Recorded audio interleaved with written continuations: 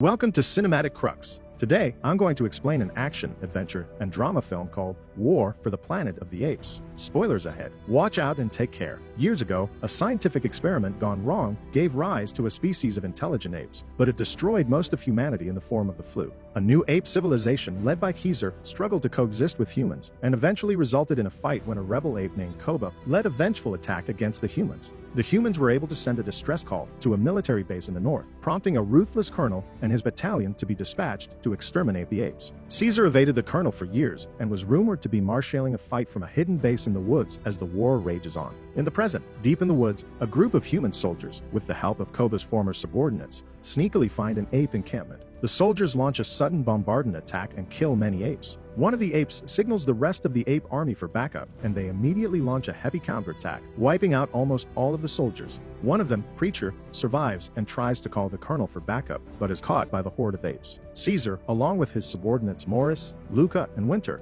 arrive at the encampment, where they meet the surviving humans. Preacher recognizes Caesar and tells him that they were looking for him and thought he was dead. Caesar explains that it was not him who wanted war, but his former ally, Koba. Caesar further tells them that Koba is already dead, and he only fought to protect his tribe. Koba's former subordinate, Red Donkey, who was also captured, tells Khizr about the ruthlessness of the colonel and threatens him. This angers the apes, so Khizr commands Winter to take Red Donkey outside. Caesar lets the captured soldiers go as a message offering peace to the colonel. However, Winter returns to Caesar and tells him that Red Donkey managed to escape. At the lake, Caesar expresses his regrets about Koba to Morris, telling him that the consequences of his actions still haunt them. Morris comforts Caesar and tells him that no one could have predicted Koba's rebellion. Shortly after, Caesar's son, Blue Eyes, and his friend, Rocket, arrive home from a long journey. Blue Eyes tells Caesar that he bears good news from their travels, so Caesar immediately takes them home to their hidden base behind a waterfall in a cave. The apes then have a meeting about their plans. Blue Eyes tells them that they've discovered a new place to call home and that humans will not be able to follow them there. This excites the apes, but Winter urges them to leave immediately for fear that the humans may attack. Caesar silences Winter and agrees to Blue Eyes' suggestion that they be more tactful about their next move. Caesar reassures everyone that they will leave together. When night falls, Caesar stays vigilant with his sleeping family. He then notices an unusual green light passing down the waterfall in front of them. Curious, Caesar approaches the waterfall and discovers a rope, indicating that the humans have invaded again. Caesar tells Blue Eyes to stay on guard and protect his family while he looks for the invading humans. Caesar meets Luca and notifies him of the attack. Back in the bedroom, Blue Eyes sees one of the soldiers entering and beats him to death. Meanwhile, Caesar manages to ambush one of the soldiers, but not before the soldier makes contact with his colonel. The apes hear the colonel's response, telling the soldier that he killed the apes' leader. This prompts Khizr to hurry back to his family, where he meets the colonel, who is preparing to escape, eye to eye. The colonel realizes that he killed the wrong ape and looks at their bodies once more. Caesar follows his gaze, and to his dismay, he sees Blue Eyes and his wife dead. The colonel attempts to kill the infuriated ape, but Khizr dodges the attack. The rest of the apes arrive, and the colonel fires to slow them down as he escapes. Caesar chases the colonel on the rope he was retreating to. As Khizr is about to catch up, the colonel pulls out his army knife and cuts the rope. Caesar falls into the river and swims away to safety, looking at the escaping colonel once more with vengeance. Caesar returns to his room and mourns with the rest of his friends. To his relief, Caesar finds his younger son, Cornelius, hiding amidst the earlier fight and embraces him. Due to the attack from the previous night, Caesar relocates the entire tribe to the new place Blue Eyes told them about. However, Caesar stays behind to seek vengeance while stalling the soldiers from catching up to the apes. The apes embark on their journey while Caesar makes his way to where the colonel is stationed. Unbeknownst to him, Morris, Rocket, and Luca are following him. Caesar tells them that he should fight alone and that he may not make it back alive. But the apes insist that Khizr needs their help and they will make sure not to let him die. So the four apes embark on their journey. On the way, the apes find an abandoned village and explore the place. They then encounter a human who is gathering firewood. The human hastily picks up his gun to shoot, but before he can fire, Caesar shoots him. Suddenly, a noise breaks out from one of the houses. The apes aggressively enter the house, expecting another hostile, but to their surprise, they find a young girl lying on her bed. Caesar deems her harmless, so he commands everyone to search the place and take what they can. Morris, however, senses that something is wrong with the girl and feels sorry for her, so he converses with her. Morris asks Khizr to bring the girl as she won't survive alone. Caesar is hesitant but takes her with them anyway. The group continues to look for the human encampment and eventually finds one. They scout the place from afar with their binoculars, but instead of finding the colonel, they see Winter working with the humans. That night, the group sneakily finds their way to Winter's tent. startling the white ape. Caesar immediately asks about the colonel's whereabouts. Winter tells Caesar that the colonel is no longer at the camp and that he's making his way to the border to meet more soldiers coming from the north. Caesar asks about the border, to which Winter is oblivious. Winter tells Caesar that after Red Donkey bargained with him, promising to spare his life if he told them where Caesar was hiding, Winter betrayed Caesar. Caesar, remembering his family, becomes infuriated, telling Winter that his son and wife died because of Winter's actions. Winter gets nervous, but notices some soldiers outside his tent, so he attempts to call for help. Caesar and the group immediately stop Winter before he can make a sound. They prevent the soldiers from suspecting anything, but Caesar accidentally chokes Winter and kills him while holding him down. Later that night, Caesar thinks about what he did and feels guilty. His guilt drives him to see Koba's ghost amidst the camp, reminding him that apes don't kill each other. Morris tells Caesar that the soldiers are leaving, so the group follows them. On a snowy mountainous plateau, the group finds the soldiers stopping for some reason. Suddenly, they hear gunshots. As they hide, the gunshots continue, and the group wonders where they were shooting. When the soldiers leave and the blizzard stops, the group examines the area and finds dead bodies barely buried in the snow. They examine the bodies, removing the sackcloth covering the heads, and find one of the bodies still alive, but in great agony. Caesar tries to ask why he has been shot, but the man can't speak. Caesar then looks back at the young girl and realizes that they are the same person. Feeling pity for the man's hopeless state, Caesar ends his suffering. The group loses track of the soldiers, so they try scouting the area from a tower. At the same time, a thief wearing a jacket approaches one of the horses. The girl is distracted by her toy, so the thief tries to steal their belongings. Luca looks down and sees the thief, letting out a massive roar. The thief steals the horse and makes a run for it. The group immediately gives chase, but the thief is faster. The chase eventually stops when the thief leaves his horse at an abandoned mansion. The group catches up with the thief who has surrendered and reveals himself to be an ape. The ape introduces himself as Bad Ape, but he doesn't understand the ape's sign language. Bad Ape tells his story, explaining that he is from the zoo where Caesar was once kept. He recounts that the other apes died long ago and he is the only survivor. Bad Ape is relieved not to be alone and offers them food to celebrate. Caesar examines the food and asks Bad Ape where it came from. Bad Ape replies that he found it near the border where the soldiers are. Caesar insists that Bad Ape take them there,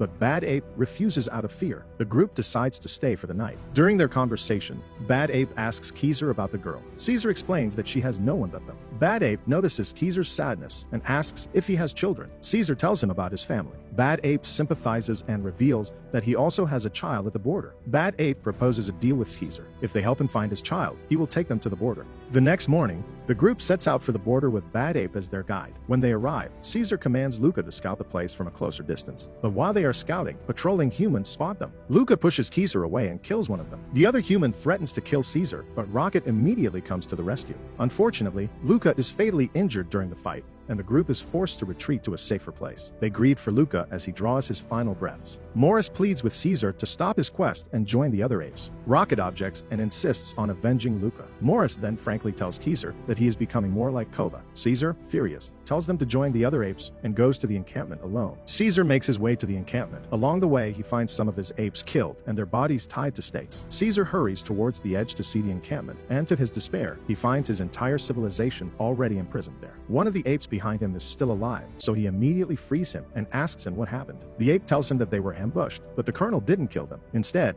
he turned them into slaves. Before the ape could finish talking, he dies. Suddenly, Red Donkey hits Caesar from behind the head and knocks him out. When Caesar wakes up, he finds himself inside the encampment with the colonel. The colonel tells him that he's curious why Caesar isn't with the tribe and asks if he has come to save his apes. Caesar replies that he came to kill him. The colonel then asks him who he killed that night, and Caesar answers. The colonel tells him that he meant to come there to kill him and apologizes for his loss. He then asks Caesar how he found him, to which Caesar answers that someone told him and that more soldiers are coming from the north to join him in wiping out the apes. The colonel somewhat disregards the matter and takes Caesar outside, putting him in one of the cages. There are 2 cages, one for the adults and one for the younglings. Caesar sees his son Cornelius calling to him from the younglings cage. At the sight of the apes, Caesar rethinks everything and regrets his actions. When morning comes, the soldiers open the cages and the enemy apes start lashing the imprisoned apes, forcing them to do their slave work. It turns out that the apes were forced to build a wall. Caesar wonders why the humans need a wall and starts observing the area. He sees defense turrets on the walls. One of the apes tells him that the tribe is starving and they haven't been given food or water for days. While this is going on,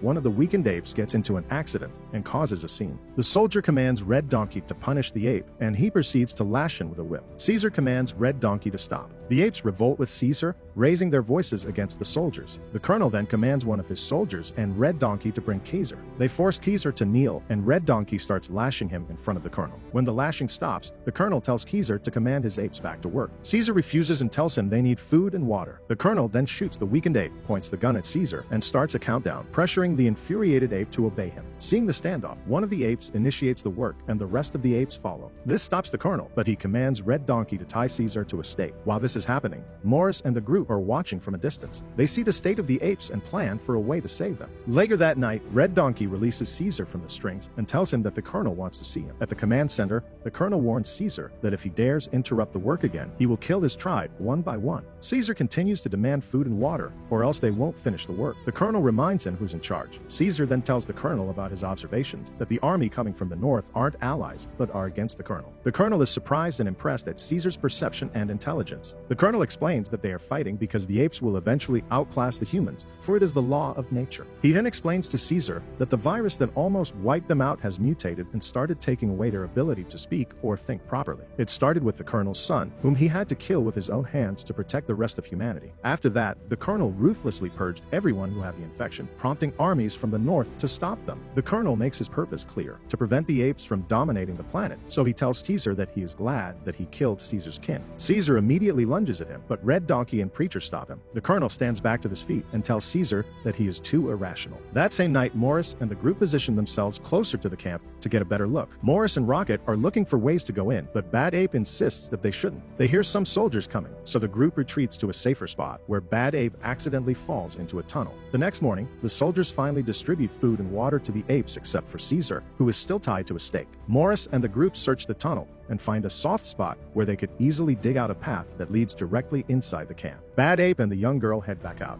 and they both see Caesar in agony. The young girl is worried about Caesar, so she heads over to the camp despite Bad Ape trying to stop her. Caesar is freezing and starts to hallucinate about Koba again. Koba tells Caesar to give up and join him. Caesar then realizes that Red Donkey is in front of him while he is hallucinating. Red Donkey releases Caesar under the colonel's commands, forcing him to work. While Caesar is sleeping in his cage, the young girl makes her way in undetected and hands Caesar her doll. She then proceeds to aid him with the help of the rest of the apes, giving him water to drink and food to eat. The apes then show their determination to persevere and remind Caesar that they are strong together. Suddenly, soldiers approach the cages, endangering the young girl. Morris and the group see this, so Rocket enters the camp and makes a scene to distract the soldiers from the girl. The soldiers immediately surround Rocket, and Red Donkey approaches him. Rocket then tackles Red Donkey, and the two fight until the colonel stops them. The colonel is now suspicious of other apes who might still be outside, so he orders a patrol and puts Rocket in the pen. Red Donkey beats Rocket some more before leaving. Rocket then gets up determined and tells Caesar to prepare for an escape. The next morning,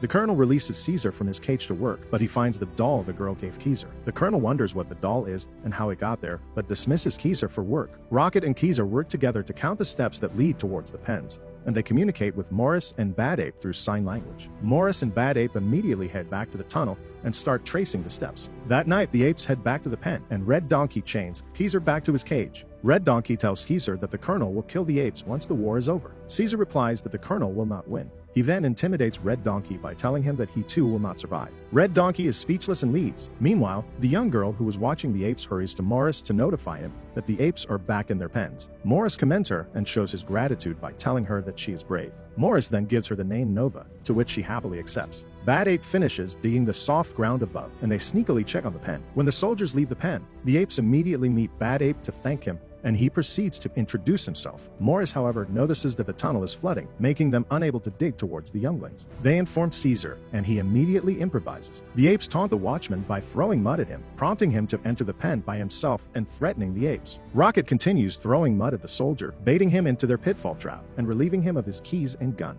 Rocket and Caesar sneakily make their way to the younglings, where Caesar reunites with Cornelius. They then guide the younglings to the main pen, and the apes begin escaping through the tunnel. However, Caesar stays behind to settle his score with the colonel. Suddenly, the armies from the north arrive and attack the base. The soldiers immediately prepare to defend themselves. Preacher, however, notices that the apes are gone and the pens are empty. Outside the camp, the firing slows down the apes' escape as the enemy jets bombard the walls. Caesar finds himself in the command room and sees the colonel in his bed. Caesar picks up a gun and is about to shoot the colonel, but to his surprise, the colonel is infected and unable to speak. He sees the doll and realizes what happened. The colonel then pulls Caesar's hand and points the gun to himself, wanting to die. This pressures Caesar, who wants to exact revenge, but in the end, he couldn't do it. So he puts the gun down and feels sorry for the poor colonel. The agonizing colonel then reaches for the gun and shoots himself. The war continues to rage outside when one of the soldiers on the front line alongside Red Donkey spots the escaping apes. They shoot them down, killing a number of them. Caesar heads out and sees this, taking a pack of grenades with him and jumping out. On the front line,